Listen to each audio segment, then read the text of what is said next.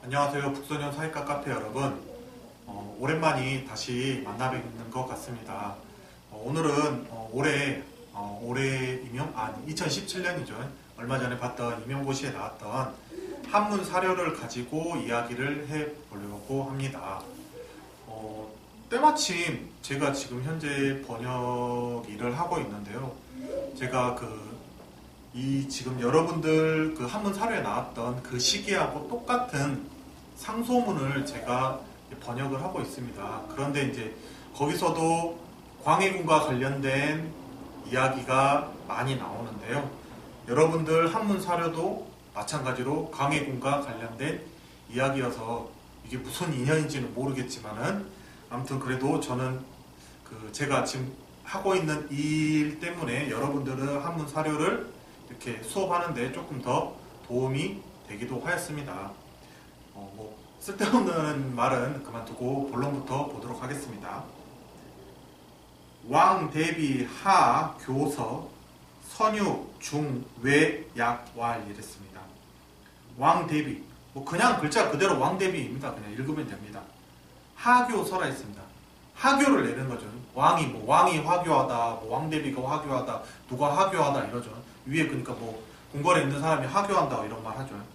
선유라는 것은 그냥 쉽게 말하면 그냥 선포하다란 말과 똑같은 말입니다. 선포하다는 말. 그러니까 선유라는 말이 베풀어 깨닫게 하다 이런 글자 그대로 풀이하면 베풀어 깨닫게 하다 이런 의미인데 이런 의미보다는 그냥 왕이기 때문에 선포하다라는 의미로 풀이하는 게 훨씬 좋습니다. 그리고 중외라고 되어 있는데요. 일반적으로 우리가 안과 밖을 표현할 때는 내외라고 이렇게 표현을 합니다. 그렇지만 가운데 중자하고 바깥 외자를 사용해서도 내외라고 이렇게 표현합니다. 그래서 왕대비가 교서를 내려 내외에 선포하고 약왈. 보통 이 약자가 좀 어려운 글자인데요. 이 같을 약, 마냥 약이라고 하는데 약왈 이런 식으로 하면은 뭐뭐와 또는 이와 같이 말하기를 또는 다음과 같이 말하기를 이런 식으로 표현되고 있습니다. 또 왕대비가 교서를 내려 내외에 선포하고 다음과 같이 말하기를 아구 복사 천조 200여제 즉 군신 은유 부자라 이랬습니다. 아국은 우리나라가 되겠죠. 천조는 한문의 사료나 원문을 보게 되면은 하늘 천자하고 이렇게 아침 조자 나오면 천조는 항상 우리보다 더 높은 더 위에 있는 나라 뜻입니다. 그러니까는 중국을 말하겠죠. 여기서는 지금 시대인 명나라를 말한 게 되겠죠. 명나라를. 그러니까는 우리나라는 복사라 했습니다. 복자는 대목자에다 일사자입니다. 복사라는 것은 복종하여 섬기다는 겁니다. 그러니까는 우리나라가 천조를 복종하여 섬기니 200여제 이 글자가 좀 어려운데요. 원래는 물건을 싫다라는 글자입니다. 싫을 제자입니다. 그렇지만 싫을 제자 주변에 숫자가 보이면은 이 글자는 연도를 나타내는 1년, 2년, 해제라는 글자입니다.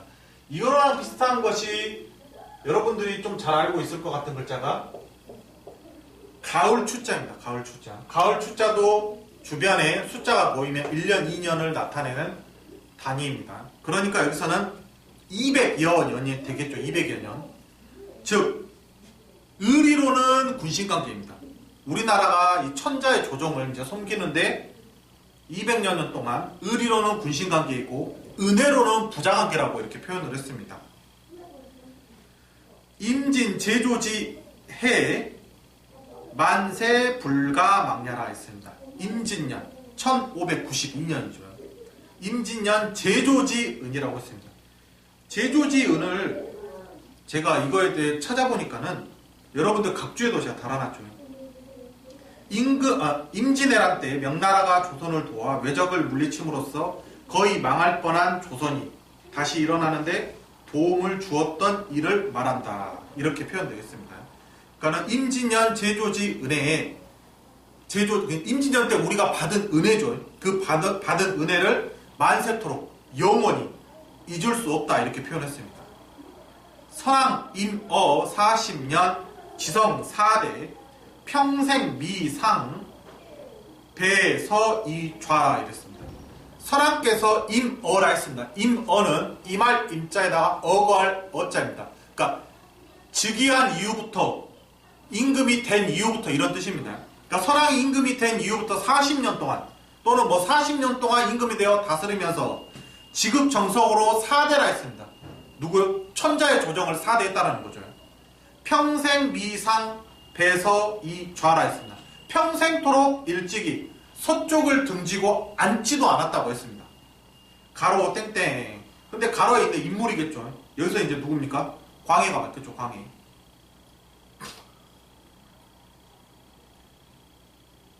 망은 배덕. 우리가 배은망덕이라 하죠.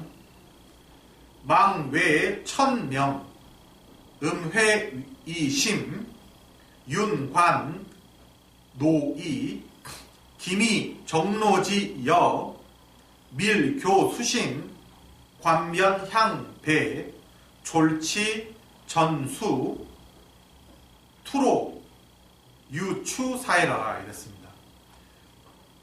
니은 안에 들어갈 말이 광해겠죠. 광해군이 배은망덕하여 천명을 두려워하지 않고, 천명은 누구입니까? 천자의 조정에서 내려온 명을 천명이라 하겠죠. 두려워하지 않고 음회이심이다. 음흉하게. 그늘 음자가 한문에서 이 그늘 음자가 한문을 보면은 다 거의 대부분이 나쁜 뜻입니다. 음흉하게, 몰래 이런 뜻입니다. 그래서 음흉하게 두 가지의 마음을 품은 겁니다. 왜? 겉으로는 좋은 척하다가 속으로는 다른 뜻을 품는 거죠. 품고 오랑캐에게 정성을 베풀었다 이랬습니다. 그러니까 광해가 배은망덕하여 천명을 두려워하지 않고 음흉하게 몰래 두 마음을 품고 오랑캐에게 정성으로 베풀었다 이랬습니다.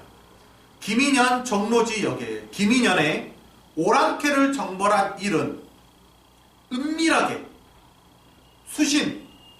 자, 어려운 단어인데요.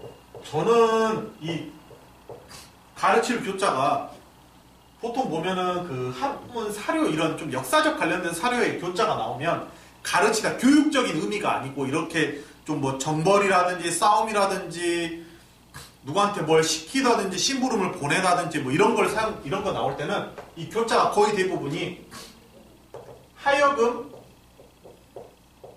교라는 의미가 있습니다. 누구누구에 시키다 이거죠. 그러니까 여기서도 몰래 수신에게 하여금 변화의 정배. 정배는 정황입니다. 정황. 정황을 보게 하니 이 졸자가 뭐 병사졸, 뭐 마칠졸 이러지만은 졸자가 문장 앞에 오면 마침내라는 의미를 갖고 있습니다. 마침내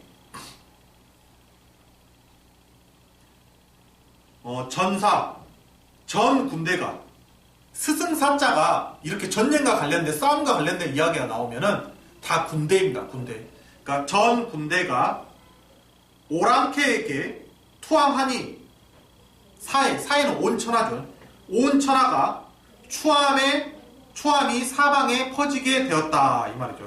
그러니까 김인현 오랑캐에게 정벌한 일은 은밀하게 수신으로 하여금 변화의 정황을 살펴보게 하고 마침내 전 군대가 오랑캐에게 투항하게 되니 사해 온천하가 추함에 흐르게 되었다. 추함이 퍼지게 되었다 이 말이죠. 왕인지 내 봉구 기집 구수 불제 내패라 했습니다. 왕인은 어디입니까 여기서? 명나라가 되겠죠. 명나라 사신이 되겠죠. 명나라 사람입니다. 명나라 사신이죠. 명나라 사신이 봉국은 우리나라입니다. 우리나라로 오매 보통 일반적으로 이 본국이라는 말도 많이 쓰는데요.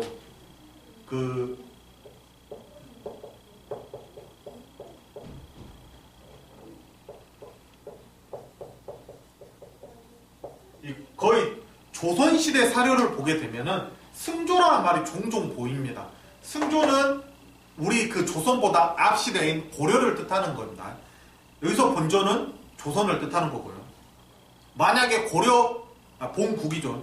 본조라 해도 되고 본국이라 해도 됩니다. 고려 사료였다면 고려가 되겠죠. 그렇지만 여기는 조선 사료이기 때문에 조선입니다. 명나라 사신이 본국에 와서 기집, 구수, 불제,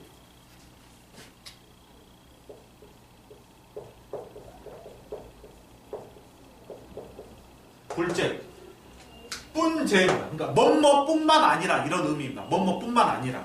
그러니까 명나라 사신이 본국에 와서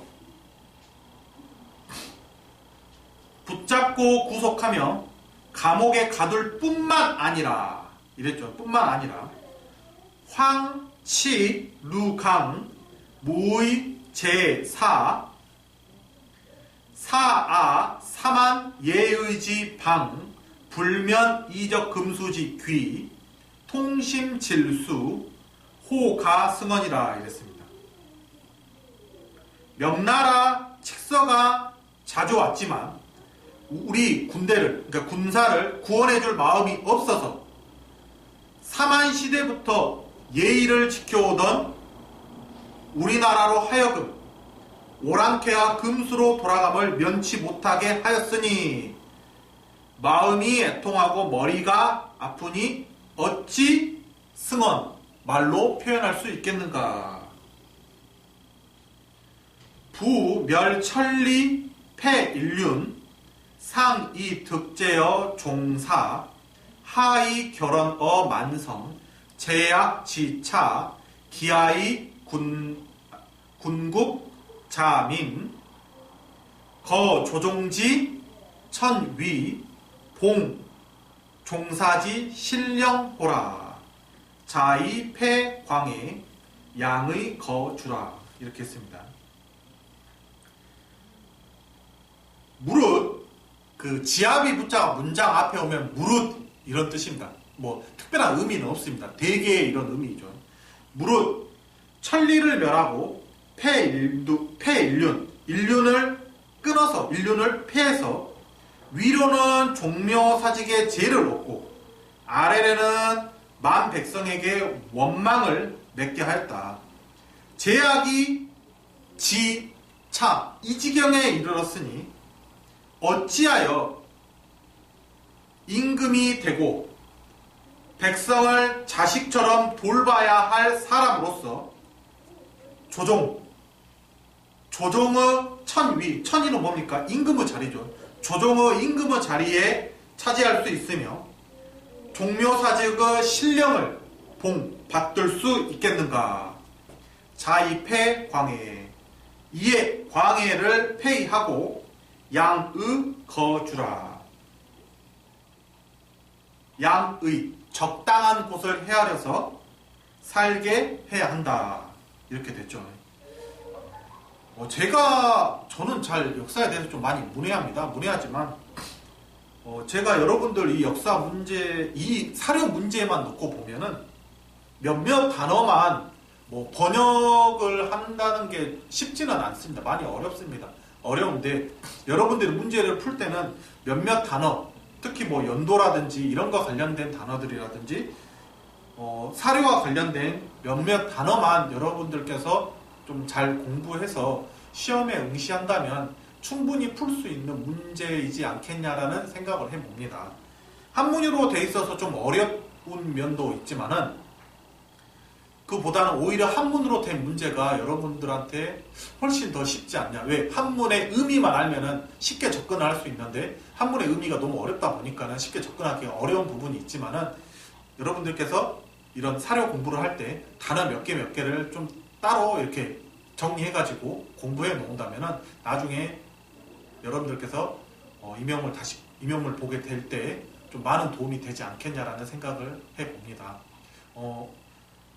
양이 얼마 되지 않아서 이번 기출문제에 대한 해설은 여기까지 마치고요. 뭐 궁금한 점이나 앞에 전에 했던 강의에 대해 의문점이라든지 아니 뭐 잘못된 점이라든지 부족한 점이 있으면 언제든지 카페 게시판에 글을 올려주시면 제가 확인하고 성심성의껏 답변해 드리겠습니다.